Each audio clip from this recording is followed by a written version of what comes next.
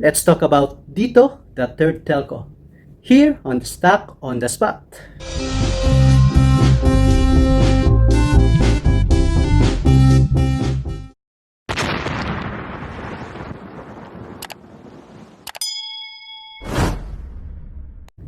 So hi guys, welcome back to my channel. This is Bern and again, welcome back to the new episode ng Stock on Spot.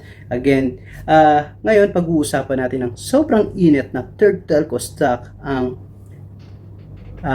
dito. So ano bang meron ngayon sa dito? What is the new thing? What is the news? At ano yung mga bagay kung bakit tumataas tong stocks na to? So unang-una, dapat mong malaman ano ba yung 40 billion authorized capital share. So yan yung pinakabagong balita sa kanila. So ibig sabihin yung dating 2.8 billion capital share, dadami yun. How do you interpret that one? Parang yung number of share nila, let's say a pie, hatiin mo yun dati sa 2.8. So, yun ang binenta nila, ipinamigay nila. Ngayon, isang pie, same pie, hatiin mo na siya ngayon sa 40 billion. So, mas maliliit na yung share. But it doesn't change the number of shares na meron ka. It does not change the price na meron ka. Kasi, ibig sabihin, dumami yung supply na ibibigay nila to those who are willing to buy. So, parang mas marami pa bibigay. So, that's one. And, syempre, mainit pa rin yung third telco. So, wala namang problema. Talagang totoo naman yon na sila yung awarded as third telco. And, dahil dyan, kino-compare sila dito syempre sa two giant company, the PLDT and the Globe, no? Kasi yung price ng PLDT ngayon is around 1,250 and yung Globe around 2,100. So imagine from the current price nandito at kung makita nila yun, sobrang taas nun, sobrang from 365, biglang aabot ka ng ganong katagkal. So pwede, pero kaya yung tao, yun yung tinitignan. Plus the near fact that yung cell site build nila, talagang the building of the cell site is so aggressive dahil yun yung una naman nila pinangako, yun ang kailangan nilang gawin. Plus the government support, the Department of Communication, so yun. And isa pang mga thing dito is yung support from the China, the 150 billion pesos coming from the China Telecom. So, yun yung mga bagay kung bakit maraming bumibili nito. Pero that's the news. Let's check the valuation naman. So let's check about the valuation natin dito. So compare natin siya with the two giant company, the Globe and the Tel. So unang-una, the current price nandito is 3.65. So that's the stock price compared to Globe na nasa 2,130 and to the Tel which is 1,250. Imagine yung price niya ngayon sa market malayo. But are you really buying the cheap stock? Ito ba talaga yung mura? Ito ba talaga yung value ng stocks na binibili mo? Let's see the PE ratio. The EPS first. The EPS is 0.0102 for the dito. Compared to Globe na may EPS na 161.75 and ang EPS ng Tel is 128. So, imagine the gain or the earning per share per company, sobrang malayo din ang kinikita ng dalawang giant company na doon. And the PE ratio, tignan natin. Sa dito, meron kang 357.63x na PE ratio. That's too expensive compare sa PE ratio ni Globe na mayroon siyang 13.17x and kay Tel is 12.47x. So imagine the value, how expensive na si dito. But compare mo rin syempre, are dito giving dividend because these two giant company giving regular dividend, no? So kay Globe nagbibigay siya ng the latest dividend na binigay nila is 97.33 or that's around the dividend yield is 4.57%. Samantalang kay PLDT is meron siyang binibigay, the latest na binigay niyang dividend is 75 pesos and the dividend yield is around 6%. So imagine, ganon ka-generous yung dalawang magbigay ng dividend.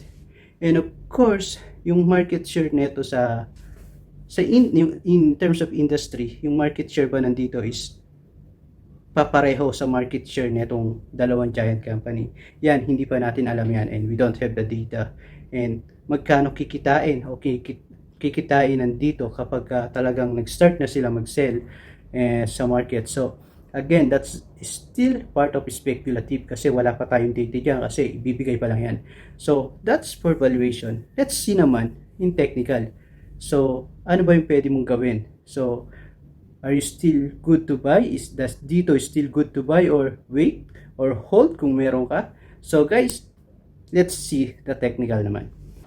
Hi guys, so we'll go now with the technical analysis with the price action and let's see how this dito perform, no? So here's what I saw it. So tulungan nyo rin ako, baka meron kayo nakikita na hindi ko nakikita. So guys, una, so with this, so RSI was already oversold at around 70 level. So that's one. But still the MACD is still in the bullish above zero and blue overhead pa rin naman, there's nothing wrong. The volume slightly nagde-decline. Relatively naman sa price action nag-decline siya rito. So I think that's a healthy pullback for me. So medyo okay pa. And the long term in the stock still uptrend, no? And guys, imagine this one. Kung talagang nakakuha tayo dito sa what is this level? 1.4, palagay mo na lang nakasalo ka sa 1.03. At this current price, guys, at this current price, meron ka na 255% gain. Sayang to, no? So, kaya lang, hindi naman natin talaga nakukuha yan eh. Unless, talagang nahulaan mo na or may insight ka. But, minsan, nakakaano ka kasi meron ka naman ng indicator at this time.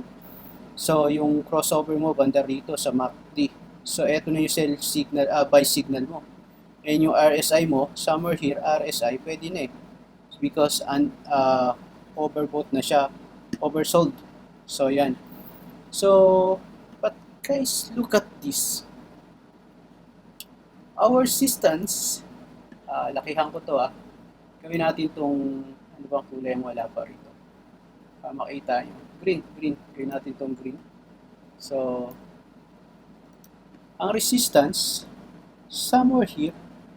So, ang nakikita kong resistance is, eto. So, nakikita nyo to guys. So, yan. Ito yung nakikita kong resistance niya. Look at this. So, around 3.92. And which justify naman, last Tuesday, pag nung na-hit niya to, bumalik. And look at this. So, yung resistance naman natin, yung support naman natin, I think our support is somewhere eto. Tama ba? Pwede natin kuhain itong support na to. Diba? So, ito yung support natin. So, around to. So, yan. So, 3.27. So, guys. Pero, if you will notice, yan yung short term. Pero, the next support mo, pwede mong kuhain dito sa 2.22. Ito. Somewhere here, ito na yung susunod mong support eh. Nakikita nyo ba ito? So, somewhere here. But, guys, burahin ko to Buburahin natin to kung ano.